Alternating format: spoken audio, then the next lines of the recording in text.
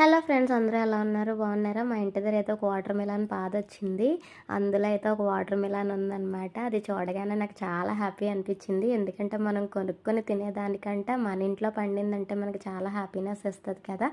దీన్ని ఎలాగైనా సేవ్ చేసుకుందామని చెప్పి నేను లోపలికి పెట్టేసి ఆకులు కప్పేసాను. ఎందుకంటే గేదెలు ఆవులు తిరుగుతాయి అన్నమాట, అవి చూస్తే తినేస్తాయి. ఒక 4 డేస్ తర్వాత చూస్తే ఇంత పెద్దదయ్యింది. మళ్ళీ దీన్ని కవర్లో పెట్టి లోపల పెట్టేశాను.